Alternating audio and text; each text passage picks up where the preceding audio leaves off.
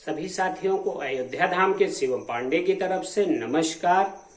साथियों, आपको पता है कि ईडब्ल्यूएस के 16 मई 2020 से अनवरत रूप से मेरे द्वारा लड़ा जा रहा है, जिसमें आप लोग पहले से ही जानते हैं और आप लोगों को जानकारी पूर्णता है कि 2020 में ही बराबर 8 या 9 बार हाईकोर्ट इलाहाबाद और लखनऊ में सुनवाई करवाने के बाद तुरंत ही उस पर काउंटर मंगा लिया गया था, जिस पर रिजॉइंडर लखनऊ में तुरंत जमा कर दिया गया और माननीय उच्च न्यायालय प्रयागराज में रिजॉइंडर तैयार करके रख दिया गया, जिसे 1 साल पहले ही जमा कर दिया गया था। उस समय सीएससी अरुण कुमार जी थे, उनके पास वह रिजॉइंडर पिछली डेट पे उपलब्ध था, जिन्होंने अर्चना सिंह चौहान जी को एक कॉपी रिसीव कराई और बहस के लिए हमारा मुद्दा पूर्णतः लग चुका था। आप लोग सभी जानते हैं कि अगर 20 नंबर पे सुनवाई अगर हो जाती तो 101% उस दिन बहुत बड़ा काम हो जाता और अनवरत सुनवाई की एक डेट फिक्स और समय फिक्स की कोर्ट की तरफ से तारीख निश्चित हो जाती और केस आगे बढ़ जाता। लेकिन उस दिन सुनवाई नहीं हो पाई और आप लोगों को पहले मैंने बता दिया था कि मंगलवार को केस आएगा, इसलिए आप लोग थोड़ा धैर्य के साथ इंतजार भी कर रहे थे और कॉज लिस्ट आने वाली है। 11 तारीख को केस स्टेटस शो कर रहा है Shivam Pandey and others, Durgavati Dwivedi and others, Anshul Kumar Mishra and others और श्री कृष्णा एंड अदर्स, और 1-2 केस और हैं जो बेंच में आ रहे हैं। चूंकि साथियों हमारा मैटर बहुत बड़ा है, इसलिए अर्चना सिंह चौहान जी ने 20 तारीख को और उसके बाद भी कहा था कि हो सकता है इस पे अपर महाधिवक्ता को बहस करना पड़े, इसलिए उनको भी प्रिपेयर कर देंगे और अगली डेट पे हम बहस जरूर करेंगे। पिछली डेट पर आप लोगों के मन में बड़ा संशय है कि क्या हुआ था क्या नहीं, तो आपको बताया गया था कि अर्चना सिंह चौहान जी अवेलेबल नहीं थी, शेषनाथ प्रताप सिंह जी ही अवेलेबल थे, जिन्होंने कहा कि आप लोग इस राउंड में बहस न करवाइए, रिवाइज में मैडम आ जाएंगी, मैडम मतलब माता जी उनकी आ जाएंगी, तभी बहस प्रारंभ होगी। और उस दिन अपर महाधिवक्ता को भी अर्चना सिंह चौहान जी ने बुलाया था और बहस लगभग फाइनल थी। चूंकि सीनियर की एक डेजिग्नेटी होती है, तो सीनियर जीके सिंह एक मामले में कोर्ट नंबर 32 में बहस कर रहे थे। उन्होंने कहा था कि जैसे ही नंबर आता है हम आ जाएंगे, और फिलहाल नंबर नहीं आया, उसके पहले ही वो कोर्ट नंबर 37 जो कि खाली थी उस दिन जाके उसमें बैठ गए कि नंबर आते ही मुझे बुलाया जाए। तो आप लोग बार बार फोन करके ये मत कहिए कि आपके सीनियर नहीं थे क्या कैसे, क्योंकि कोर्ट में रहकर कोर्ट की सारी बातों को आप लोगों के सामने प्रस्तुत किया जाता है, उसके बाद भी आप लोग बार बार फोन करके कहते हैं कि सर ये नहीं हुआ था, वो नहीं हुआ था, मैंने यहाँ पता किया वहाँ पता किया। कुछ लोग तो कह रहे हैं अभी तक रिजॉइंडर नहीं जमा है, जबकि रिजॉइंडर पे आप देखेंगे 2020 में ही मेरी साइन है और उसी समय मैंने जो पुराने ग्रुप है उसमें डाल दिया था, तो रिजॉइंडर 2021 लास्ट में जमा हो गया था। सीएससी जो उस समय अरुण कुमार जी थे, जो सरकार पार्टी थी, उन्हें उपलब्ध करा दिया गया था और अन्य 5 पार्टियों को उपलब्ध कराया था। सिर्फ अर्चना सिंह चौहान जी को एक कॉपी रिसीव नहीं हुई थी, जो कि हो चुकी है। तो इसलिए आप लोग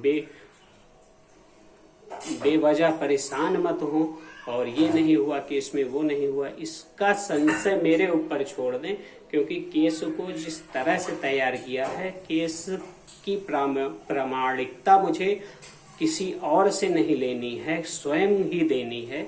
हमारे senior dedicated senior GK Singh ji, BK Singh ji, पूरा चैम्बर हायर हुआ है और उनके विषय में आप इलाहाबाद में कहीं भी पता कर लेते हैं। बहुत धीर गंभीर और बहुत ही सुलझे हुए और आदेश प्राप्त करने वाले सीनियर हैं। सीमान सिंह जी का नाम आप इलाहाबाद में सिर्फ ले लीजिए तो आपको पता चल जाएगा कि हाँ उनकी क्या खासियत है, क्यों शिवम पांडे ने उनको किया है और कहां से आदेश लाने में वो सक्षम होते हैं। तो आपको बिल्कुल भी चिंता करने की जरूरत नहीं है।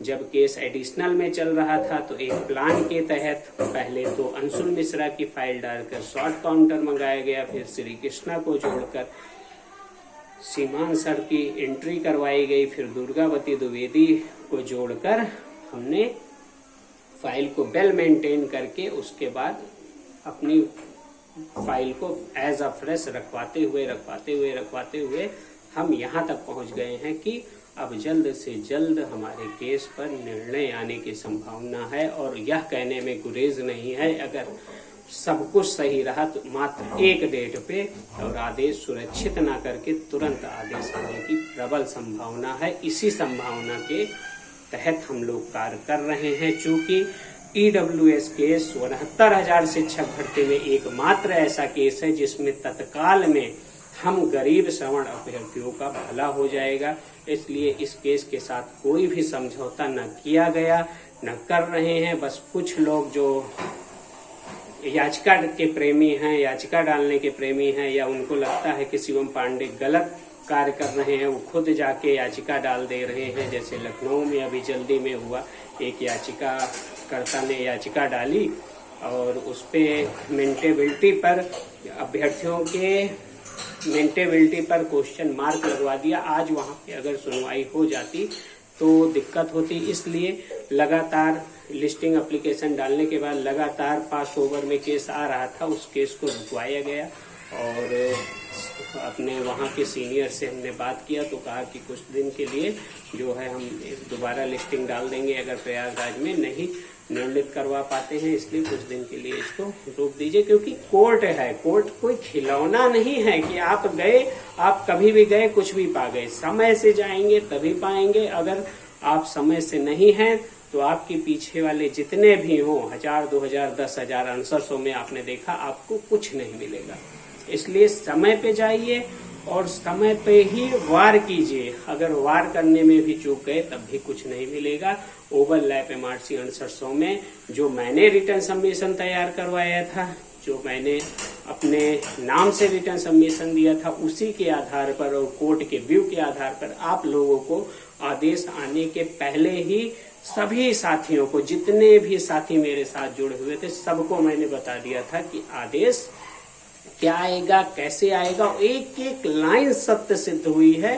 तो इसलिए कोर्ट के विषय में आप पहले जानकारी इकट्ठा कीजिए, ना हो तो निःशुल्क मुझसे बात कर सकते हैं। मैं किसी को भी कोई भी जानकारी देने में बिल्कुल गुरेज नहीं करता हूं, क्योंकि ईश्वर ने इस लायक बनाया है कि मेरे पास जानकारी है तो उसे मैं साझा कर सकता हूं।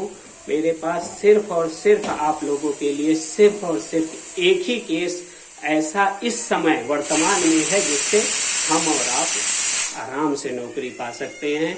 आंसर की वालों का भी रिविजिट के आदेश के बाद मामला थोड़ा सा फंस गया है। अभी सरकार उस पर ढुलबिल रवैया अपनाई हुई है। जो छूटे हुए आंसर की के साथी हैं वो आज भी संघर्ष कर रहे हैं। चीफ जस्टिस साहब आ गए हैं, हो सकता है उस पर फाइनल डेट लग जाए और उस पर भी सुनवाई प्रारंभ हो जाए। तो कोर्ट से नौकरी पाना बहुत आसान नहीं है, लेकिन इतना कठिन भी नहीं है, दुर्लभ भी नहीं है कि ना पाया जा सके। उसके लिए जो प्रेरणा के साथ याचिका तैयार की गई है और उस याचिका पर जो बहस हम लोगों के माध्यम से हो रही है और स्टेबिलिटी और नॉन स्टेबिलिटी पर जो हम लोगों ने ब्रीफ तैयार किया है, उसके आधार पर हम और आप बेसिक शिक्षा परिषद में सहायक अध्यापक के रूप में नौकरी जरूर पाएंगे। यह मेरा दृढ़ विश्वास है। प्रथम दिन की जो प्रतिज्ञा है वह पूर्ण होगी। कोई भी साथी निराश न हो। EWS केस हम जीत रहे हैं, कहीं से भी कोई भी हमको हरा नहीं रहा है और सरकार बैकफुट पे है, बार बार केस से भागती हुई नजर आ रही है। यहाँ तक अपर महाधिवक्ता की भी चर्चा हो गई है कि इनको किया जाएगा और इनसे भी बहस करवाई जाएगी। तो आप सरकारी अधिवक्ता की घबराहट को देख सकते हैं और जैसे ही आदेश होगा EWS केस में डबल बेंच जाने की संभावना कम रहेगी। देखिएगा, जो दूसरा मेरा कार्य है, जो अन्य रणनीति है, उसके तहत हम हो सकता है डबल बेंच भी ना जाएं और हमारा काम हो जाए। सरकार हमें नौकरी सिंगल बेंच के ही आदेश से दे सकती है। ये मेरी रणनीति जो आगे होने वाली है, मैं आप लोगों से साझा तब करूंगा जब आदेश आ जाएगा। तब तक के लिए आप लोग धैर्य बनाए रखिए। अभी सिर्फ एमआरसी ओवरलैप और 6800 के आदेश को आप लोग पूर्णतः समझ चुके हैं, इसलिए उस पर धैर्य रखिए। अभी टेट हेतु फाइल तैयार हो रही है और पूरे प्रदेश में मेरी फाइल को काटने वाला कोई नहीं होगा और सिर्फ इंतजार किया जा रहा है सरकार के स्टैंड का, या वे साथी जो 6800 में चयनित हैं वे डबल बेंच जाते हैं तो हमें नोटिस मिलता है, उसमें हम पार्टी बन के अपनी बात रखेंगे। क्योंकि 6800 को मिले हमें कोई गुरेज नहीं, लेकिन उसके इत्र 6800 अन्य को भी मिलना चाहिए, क्योंकि आरक्षण की नियमावलियों का पालन होना चाहिए। इसलिए उसमें पार्टी स्वतः ही बन जाएंगे, जब तक वो नोटिस नहीं भेजेंगे हम लोग को, तब तक वो केस की सुनवाई नहीं करवा सकते हैं। इसलिए उसमें पार्टी बनकर फिर उस पर एक ग्राफ तैयार किया गया है, वो ग्राफ रखा जाएगा और कोशिश की जाएगी कि हम लोगों को भी कुछ ना कुछ उसमें मिल जाए। चूंकि मेरे साथियों की कुछ बहुत कम है, इसलिए उनके लिए भी ध्यान देना है। मेरी स्वयं की 64 है, बहुत से ऐसे हैं जिनकी मेरे 62 तक है, तो उनका भी ध्यान देना है। तो कोई छूट ना पाए।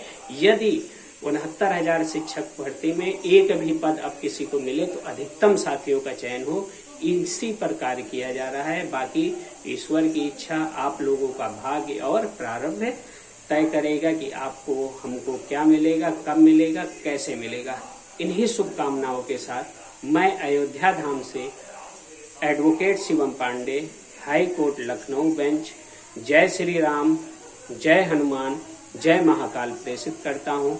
धन्यवाद। आप सभी का दिन शुभ हो।